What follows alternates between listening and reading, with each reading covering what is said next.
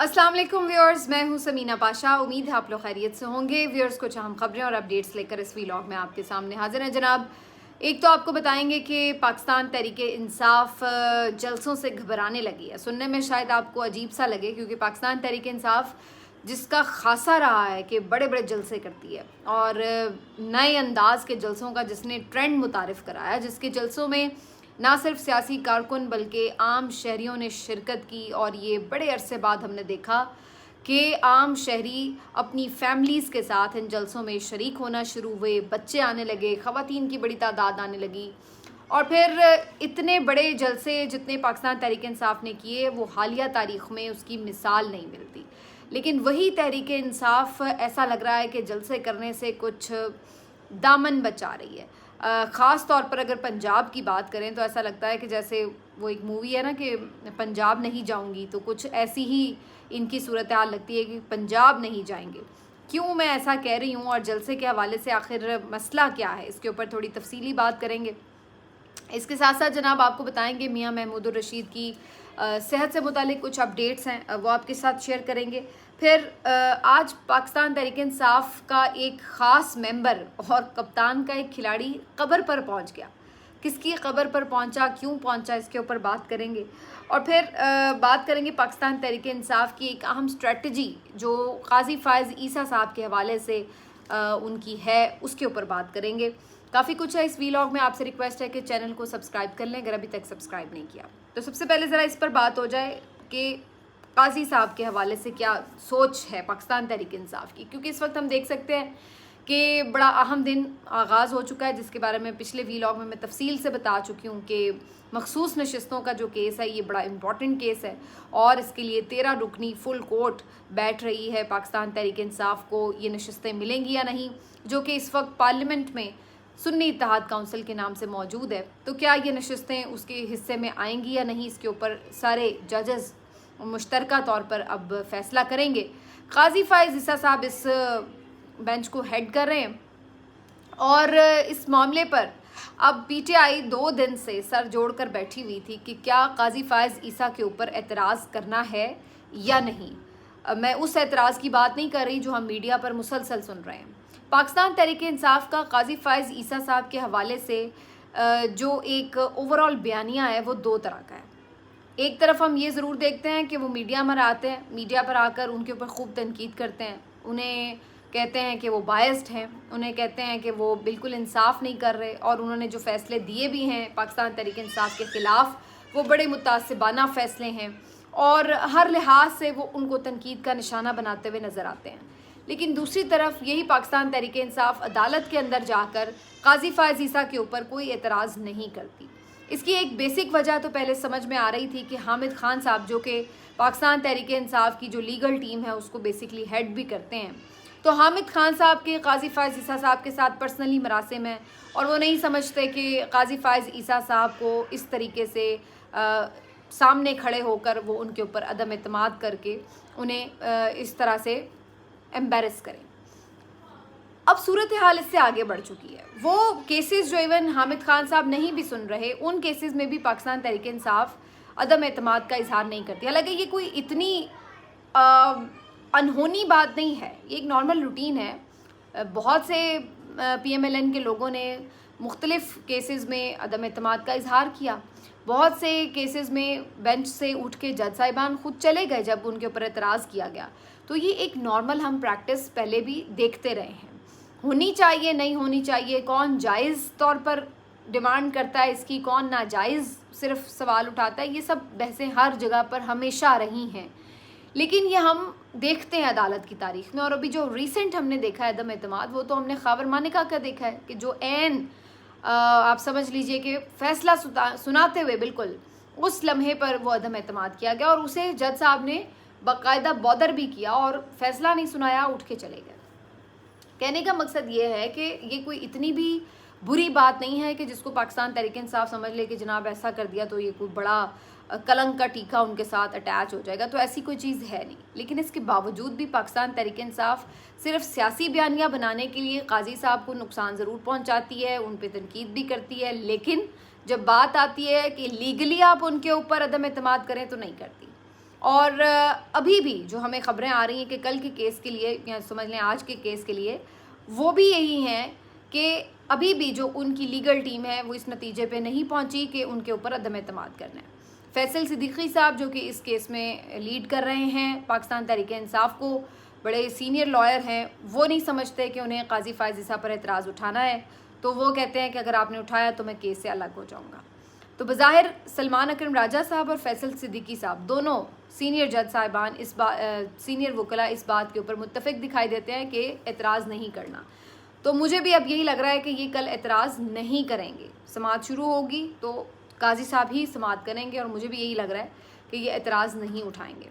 और अल्टीमेटली अगर वहाँ पर सूरत हाल आखिर में फ़ैसले में यूँ आई कि जनाब अगर ये समझ में आया कि जी नहीं मिल रही इनको नशिस्तें, तो फिर बाद में इनका रोना धोना किसी काम का नहीं होगा। फिर सब बोलेंगे कि भाई जब आपको पहले से ही पता था कि काजी साहब इस बेंच में हैं और वो आपके साथ इंसाफ नहीं करेंगे, तो आपको क्या ज़रूरत थी इस बेंच में अपना केस प्लीड करने की। आप ना करते, आप अदम एतमाद करते।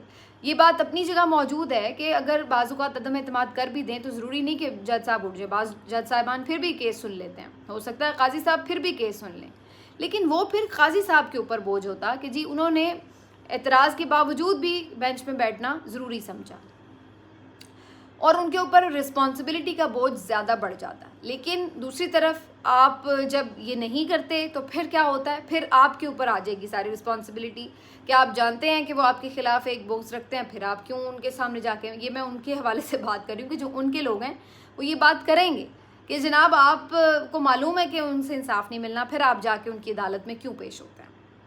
तो ये अब पीटीआई की क्या स्ट्रैटेजी है ये समझ में नहीं आता कि क्या इसका मतलब है कि सिर्फ आप समझते हैं कि सिर्फ सियासी बयानिए के लिए आपको काजी फायज़ ईसा साहब के ऊपर तनकीद करनी होती है। और दूसरी जो इसकी मुझे वजह समझ आ रही है वो ये नज़र आ रही है कि शायद ये भी एक प्रेशर टैक्टिक हो सकता है कि काजी साहब रहें भी बेंच में और फिर उनके ऊपर ये दबाव हो कि मैं अगर हर फैसला पीटीआई के ख़िलाफ़ करूँगा तो फिर तो वाक़तन सब यही कहेंगे कि देखा हम तो पहले ही कहते हैं कि जज पीटीआई के ख़िलाफ़ है। तो इस बर्डन के अंदर ही सही, लेकिन वो इस मामले के अंदर शायद इंसाफ करें और उनको ये दें। तो पीटीआई हो सकता है इस नैरेटिव के साथ भी जारी हो, लेकिन दोनों सूरतों में ये अब गेम जो है वो फिर काजी साहब के हाथ में ही आएगी अगर ये एतराज़ नहीं करते। तो बहरहाल बड़ा इंपॉर्टेंट केस है, लेट्स सी कि इसको कैसे आगे बढ़ाया जाता है, और पहली ही 1-2 हेयरिंग्स में आइडिया हो जाएगा कि केस किस तरफ जा रहा है। क्योंकि इस सुप्रीम कोर्ट में जितने भी जज साहिबान मौजूद हैं वो वैसे तो बग़ैर केस सुने भी बहुत से लोग हिसाब लगा के बता देते हैं कि जी केस का फ़ैसला किस तरफ आने वाला है, लेकिन जब केस स्टार्ट होता है तो उसके साथ ही जो आर्ग्यूमेंट्स और रिमार्क्स का सिलसिला शुरू होता है तो वहीं से पता चल जाता है कि कौन सा जज किधर खड़ा है। तो ये कोई इतना अब समझ लें कि मुश्किल नहीं रहा है अंदाज़ा लगाना, एक आध हेयरिंग में ही पता चल जाता है। तो इसलिए देखते हैं जी क्या होती है सूरत हाल, सबकी नज़रें रहेंगी इसके ऊपर। बाकी साइफर केस की भी समाअत है वो मैं आपको काफ़ी तफसील से पहले बता चुकी हूँ, आप पिछली वीडियो में देख सकते हैं। अब आ जाते हैं जी पीटीआई का एक और मसला, जलसे करने से घबरा रही है वो पीटीआई कि जिसका खासा रहा है बड़े बड़े जलसे करना। आज रवात में इन्हें जलसा करने की इजाज़त मिल गई, लेकिन सूरत हाल क्या बनी कि इन्होंने ख़ुद ही जलसा करने से इनकार कर दिया और कहा कि जी हम वहाँ पे जलसा नहीं करेंगे, बल्कि ऐलान ये कर दिया है कि हम 8 जून को सवात में जलसा करेंगे। भाई आप सवात में करें या पेशावर में करें या खैबर पख्तूनख्वा के किसी हिस्से में करें, मैं कितनी दफ़ा इस बात के ऊपर एम्फसाइज़ कर चुकी हूँ कि इसका कोई इम्पैक्ट नहीं आता है। आप अपने गढ़ में बैठकर जितने मर्जी बड़े शेर बन जाएं उसका कोई फ़ायदा नहीं है। आपकी तहरीक में जान उसी वक्त पड़ेगी, उसकी वजह से हुकूमत के ऊपर प्रेशर उसी वक्त बढ़ेगा जब आप इस्लामाबाद में जलसा करें या पंजाब में जलसा करें, जहाँ उनकी हुकूमतें हैं वहाँ जाकर उन्हें ललकारें। अपने घर में बैठकर आप जितने मर्जी बड़े जलसे कर लें उसका कोई इम्पैक्ट नहीं आने वाला। रवात में जलसा ना करने का जो उन्होंने बहाना बनाया है या जो भी आप कह लें उनके रीज़न्स हैं वो ये हैं कि जी जलसे की जगह ना काफ़ी है, शहर से दूर है, शहर का क्राउड को पहुंचने में मुश्किल होगी, पार्किंग नहीं है, कैंट एरिया साथ लगता है तो एनओसी लेना पड़ेगा। इस टाइप के उनके सारे मसाइल हैं जो वो गिनवा रहे हैं, जो कि जेन्युइन भी हो सकते हैं। मैं ये नहीं कह रही कि कोई उसमें सारे गलत ही हैं, लेकिन सवाल ये पैदा होता है कि भाई अव्वल तो आपको जलसा करने की इजाज़त मिलती नहीं है, अब अगर मिल ही गई है तो अगर आप खुद ही पीछे हट जाएंगे तो फिर उन्हें भी ये कहने का मौका मिल जाता है कि आप करना ही नहीं चाहते, और बिला वजह सारा जो इल्ज़ाम है वो हुकूमत पर डालते हैं कि जी हमें इजाज़त नहीं मिलती, हमें इजाज़त नहीं मिलती। तीसरी चीज़ ये कि इससे जो आपका वर्कर है वो भी मायूस होता है, उसको लगता है कि आप शायद जलसे करने में सीरियस ही नहीं है, आपको शायद बड़ी गर्मी लगती है कि आप इस गर्मी में जलसे नहीं करना चाहते, रोड पे नहीं निकलना चाहते, या आपको गिरफ्तारियों का डर है, या आपको ये खौफ आता है कि जनाब फिर से कोई ऐसा वाक़या ना हो जाए जिसकी वजह से 9 मई टाइप कोई जलाओ घिराओ तशद्दुद वगैरह का वाक़या ना हो जाए, या तो आप इससे खौफज़दा हैं। लेकिन वजह जो कोई भी है उससे आपका कारकुन डिसअपॉइंट होता है, उसे लगता है कि आप इमरान खान की रिहाई के लिए संजीदा नहीं हैं। गवर्नमेंट पे प्रेशर उसी वक्त पड़ेगा जब लोग सड़कों पर होंगे, और आप सड़कों पर नहीं आएंगे तो उनको क्या प्रॉब्लम है? आपका लीडर जेल में बंद रखा हुआ है, उन्होंने बेतुके से केसेस एक के बाद दूसरे वो बना के उसको रखेंगे जितनी देर उनका दिल करेगा जेल में। तो आप किस तरीके से उसको छुड़वाएंगे? आपके पास क्या स्ट्रेटजी है? मौजूदा क़यादत अभी तक कारकुन को सेटिस्फाई नहीं कर सकी है, और यही वजह है कि अब कारकुन के सब्र का पैमाना भी लबरेज होता है और वो खुद काफ़ी कड़ी तनकीद करता है अपनी क़यादत के ऊपर। अब ऐसा इनका रवैया बन चुका हुआ है कि उल्टा पंजाब वगैरह के हवाले से भी कि भाई जैसे आप कहते हैं ना कि जी पंजाब नहीं जाऊंगी, तो वो वाली फिल्म वाली याद आ जाती है बात कि ये इस तरह से कर रहे हैं कि पंजाब में तो सोच ही नहीं रहे जलसे का, और इस्लामाबाद में भी, रवात में भी इवन जलसा करने के बजाय सवात में प्रेफर कर रहे हैं। बहरहाल अब मेरा तो ख्याल है हुकूमत को चाहिए कि जहाँ ये कहें इनको जलसा करने की इजाज़त दे दें, और फिर इनका वो कहते हैं ना, फिर इनको देखें कि इनमें कितनी हिम्मत और जुर्रत है कि वाकई ये जलसा कर लेंगे, या सिर्फ दिखाने के लिए कि जी हमें इजाज़त नहीं मिल रही वरना हम तो करना चाहते हैं। तो ये कोई इस तरह वाली सिचुएशन है। तो बहरहाल जी अब ये कारकुन इस पर सेटिस्फाइड होते हैं नहीं, लेकिन चलिए बहरहाल देखते हैं स्वात में एक बड़ा जलसा अगर होता है तो उससे आगे क्या वो जलसे को लेके बाहर निकलेंगे केपी से या नहीं, ये देखना होगा। शौकत बसरा साहब जिन्होंने ज़ियाउल हक साहब के साहबजादे इजाज़ुल हक साहब को उनके बकौल हराया है, वो आज पहुंच गए ज़ियाउल हक साहब की कब्र के ऊपर, जो कि आपको पता है फैसल मस्जिद के बिल्कुल बराबर में ही है, और वहाँ पहुंचकर उन्होंने एक आज वीडियो बनाई अपने फॉर्म 45 के साथ। उनका क्लेम ये है कि उन्होंने 40,000 की लीड से ज़ियाउल हक साहब के बेटे इजाज़ुल हक को शिकस्त दी है, और जो शिकस्त थी वो इस तरह से थी कि ये तीसरे नंबर पर थे। एक टीवी प्रोग्राम में इससे पहले वो ये कह चुके हैं कि जी मैं इन्हें चैलेंज देता हूँ कि आप हल्फ उठा लें, कसम उठा लें, उस पर वो नहीं माने तो उन्होंने कहा आप अपने वालिद की कब्र पे आ जाएं, वहाँ पे आके आप झूठ ना बोलें, ताकि और वहाँ पे आएँ और आप भी अपने फॉर्म 45 ले आएँ, मैं भी ले आता हूँ, और फिर देख लेते हैं कि कौन जीता है। ये बात दुरुस्त है कि फॉर्म 45 उनके पास मौजूद हैं, और ये बात भी दुरुस्त है कि शौकत बसरा साहब ये नशिस्त जीत चुके थे, और ये बात भी दुरुस्त है कि फॉर्म 47 पर ही इजाज़ुल हक साहब को ये नशिस्त गिफ्ट की गई। लेकिन ये तमाम बातों के बावजूद भी ये उनका चैलेंज तो ज़ाहिर है फिर इजाज़ुल हक साहब ने कबूल नहीं करना था, वो तो यहाँ पे नहीं पहुँचे, लेकिन शौकत बसरा साहब ज़ियाउल हक साहब की कब्र पर ज़रूर पहुँच गए। वहाँ जाके उन्होंने फॉर्म 45 की फ़ोटो कॉपीज़ इकट्ठी करके फ़ाइल में एक उनके कब्र के सरहाने भी रख दी हैं, और उन्होंने कहा कि इजाज़ुल हक साहब जब चाहें यहाँ आएँ और आके अपने वालिद की कब्र पर फातह के लिए आएँ, तो वहाँ पर साथ में ये देख लीजिए कि ये आपके फॉर्म 45 हमारे सारे पूरे हैं और इसके मुताबिक आप हारे हुए हैं 40,000 की लीड से।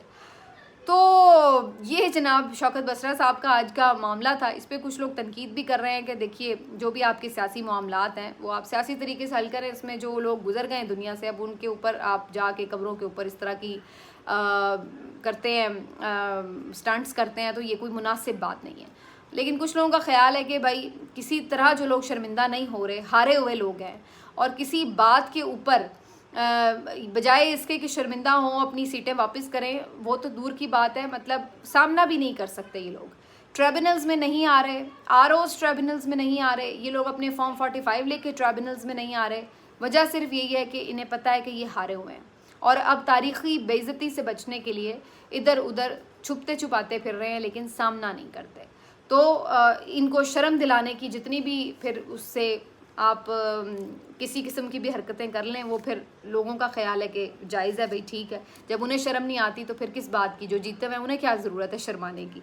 तो बहरहाल जी ये जो अब एक फॉर्म 47 वाला रौला है, ये इनके पीछे पीछे है। जो भी फॉर्म 47 से जीता हुआ है वो अपना मुँह छुपाता फिर रहा है, और उसको ना सिर्फ ये कि पार्लियामान के अंदर बल्कि बाहर तकरीबात में, कहीं पे भी, हर जगह टॉक शोज़ में ये ताने सुनने पड़ रहे हैं और सुनने पड़ेंगे आगे भी, जब तक कि ये मसला हल नहीं हो जाता। आखिर में सिर्फ आपको ये बता दें जनाब कि मियाँ महमूद रशीद साहब जो कि 13 माह से तकरीबन पाबंद सलासल हैं, पहले ही से वो आर्ज़ा क़ल्ब में मुब्तला हैं और उसके बाद मुसलसल इतने महीने की असीरी, तबीयत उनकी बहुत ज़्यादा ख़राब थी। कुछ लोग बता रहे थे उन्हें मैदे में भी तकलीफ़ हुई, अल्टीमेटली उन्हें अस्पताल मुंतकिल किया गया था। अब ख़बरें ये आ रही हैं कि उनका अपेंडिक्स का ऑपरेशन हुआ है, काफ़ी तकलीफ़ में थे, जिसके बाद उनका अपेंडिक्स का ऑपरेशन कर दिया गया है। बहरहाल अब उनको नॉर्मल रूम में शिफ्ट कर दिया गया है, अल्लाह ताला उनको सेहत दे। लेकिन ये बहुत तकलीफ़ दे मनाज़र हैं, इसलिए क्योंकि जब आप ये देखते हैं कि कोई शख्स इस तरह बीमार है और फिर भी आप उसको नाहक कैद रखे हुए हैं। नाहक मैं इसलिए कहती हूँ कि ज़मानत तो फिर भी बनती है, अगर किसी का कोई कसूर हो भी वो बाद की बात है कि आप उसको प्रूव करें या ना करें, लेकिन कम से कम ज़मानत दें, कोई अपनी फैसिलिटी इलाज की तो ले सके। बहुत से लोग हमेशा रोना धोना मचाते रहते हैं कि PMLN के साथ ये हुआ, उनके लोगों के साथ ये हुआ। आप अंदाज़ा लगाएं कि इस किस्म की सिचुएशन, इतनी सीरियस इलनेस के बावजूद भी कोई ऐसा उनका शख्स था जो कि जेल के अंदर मौजूद रहा हो। बल्कि यहाँ पर तो हमने ये देखा कि बहुत से रहनुमा बिल्कुल हट्टे कट्टे ठीक ठाक थे और जानबूझ के बीमार बन जाते थे और फिर अस्पतालों में पहुँच जाते थे ताकि कुछ जेल की मुसीबतों से अपने आप को बचा सकें और बहरहाल बेहतर सहूलतें उन्हें अस्पतालों में मैसर हो जाती थी। और फिर सबसे बढ़कर उनके जो अपने कायद हैं मियाँ नवाज शरीफ साहब, उन्होंने किस तरीके से अपनी मेडिकल इलनेस का एक जवाज़ बनाकर यहाँ से जाना और भागना मुनासिब समझा, वो भी सब अब रिकॉर्ड का हिस्सा है। लेकिन यहाँ सूरत हाल ये कि अगर कोई जेन्युइनली बीमार है तो आप उसको फिर भी तिब्बी सहूलतें नहीं दे रहे। 2-3 ऐसे लोग हैं जो कि जेलों से बाहर आए हैं बेचारे, तो अगले ही 2-3 दिनों में वो अल्लाह को प्यारे हो गए, क्योंकि वो जेलों में इस कदर बीमार हो चुके थे कि उनकी डेथ्स हो गई। और अब ये आप देख लें महमूद रशीद साहब, पिछले हफ्ते यास्मीन राशिद साहिबा, और अभी मैंने एक और तस्वीर देखी अहमद फरहाद की कि वो भी अस्पताल में है और उनका छोटा सा बेटा है, वो बेचारा अस्पताल में ही अपने बाप के साथ लेटा हुआ है बेड के ऊपर। और मैं यही सोच रही थी कि ये बच्चे जो ये मनाजिर देख रहे हैं, इनको क्या मोहब्बत होगी इस मुल्क से, इस मुल्क के इदारों से। ये सब जो उनकी आंखों में नक्श हो गया है, ये किस तरीके से उसको याद रखेंगे, क्या मेमोरीज होंगी इनकी बचपन की कि हमारे बाप के साथ ये किया गया, कि सही हालत में बाप को लेके गए हैं और उसके बाद उसको इस हालत में छोड़ा है कि वो बेचारा किसी तरह भी ना बात ठीक से कर पा रहा है, ना अपने बारे में बता पा रहा है और गिरता फिर रहा है, और उसको जो है अब अस्पताल में दाखिल कराना पड़ रहा है। तो ये हो रहा है इस वतन अज़ीज़ में। जुल्म की एक दास्तान है जो चलती चली जा रही है, रुक नहीं रही है। लेकिन अब बज़ाहिर ऐसा लगता है कि इस सारे मामले को यकीनन किसी न किसी तौर मंतकी अंजाम पर तो पहुँचना है, लेकिन इसका आखिर में हासिल हुसूल क्या होगा? ये कि आप सब इतनी तलखियाँ बढ़ा चुके हैं कि अब वापस वहाँ पर अवाम को क्या ले जाया जा सकता है जहाँ पर उनकी एक सोच थी अपने इदारों के लिए, अपनी रियासत के लिए। उन्होंने जो कुछ देख लिया अवाम ने, उसके बाद वो क्या इस रियासत से उम्मीद रखेंगे और कैसे वो इन इदारों पर एतबार करेंगे, ये सोचने की बात है। मिलते हैं आपसे अगले वीलॉग में, अपना ख्याल रखिए। अल्लाह हाफ़िज़।